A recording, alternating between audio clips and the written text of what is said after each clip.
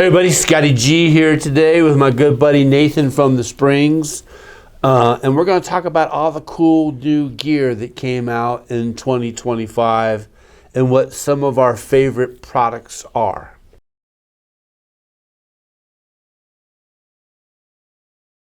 What about digitally, aside from analog? Have you seen any good digital? Anti-turntables. Yeah, that's so the opposite. If you're going in the other direction of zeros and ones and looking specifically at digital music streamers, that's been a real fun genre for us since they came out. And another company that's been in this game for a long time is Bluesound. I love Bluesound. Yeah, and they, I've been begging them to come up with a higher end unit since they came out with their Node.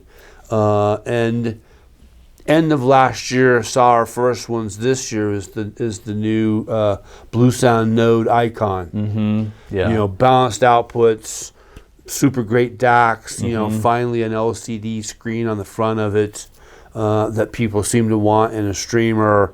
That thing's been a monster since it's come out. It's been great. I've demoed it for a lot of people, and everybody has been just absolutely impressed. It's bringing Bluesound to the aesthetic that I think a lot of these streamers are doing, but at the core, it's still the BluOS operating system, which I think not only like for a single room option, but multi-room option has been great, and it's all built into one system. You don't have to look for Rune or a control system in order to utilize this around the house. So that's been pretty cool.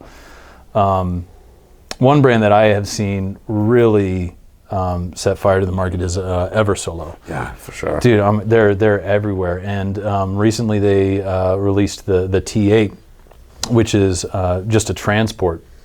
Now, in regards to Eversolo, I think one thing I've liked about the Eversolo gear that I've worked with is you have the opportunity to tweak with it a lot. There's a lot of settings that you can play with, and some purists might want to be very hands off with any sort of processing that happens in there. But I think most people find themselves in unusual situations where you might want to work a little bit with some of the digital processing in there. And Eversolo not only makes it easy, but makes it fun to interact with. But the T8 is nice because it's just a transport. And that should be made very clear, is that it's an excellent transport, has excellent clocking, but it does not have a DAC built into it. You are going to need something else to convert that digital to analog.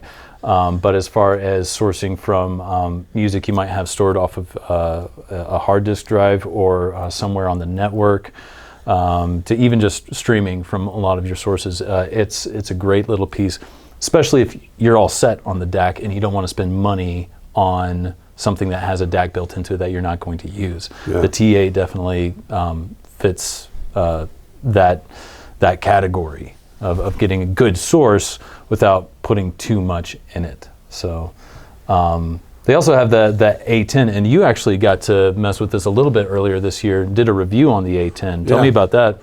Yeah, the A10, the integrated DAC streamer solution is something that has really evolved over the years. It used to be just a DAC, and you'd add a T8 type of transport to it. And then they started building DAC and streamers together, and that in a lot of ways makes a lot of sense. Fewer components, fewer cables. Mm-hmm.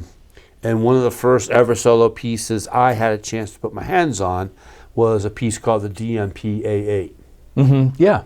And for under $2,000, that thing was, sounded great, worked great, had tons of flexibility, tons of features you could use or not use. I'm more of a purist, so most of that stuff I wasn't using, but I really became a fan of that unit for the money. And what's cool to see from Eversolo is not only are they expanding the more approachable stuff with the DMP-A6 Masters Edition, but they released the DMP-A10 early summer, late spring. Yeah. Phenomenal piece, full-blown DAC streamer, analog section, you can use it as a preamp, and the volume control is done within the analog domain. Analog inputs, analog outputs, digital inputs, digital outputs. It's just a super flexible machine. Yeah. We have it set up at the store, and the sound quality you get at that machine for under for around $4,000 is not unlike the sound quality you get from DAC streamers in the store that are twice that price. Yeah.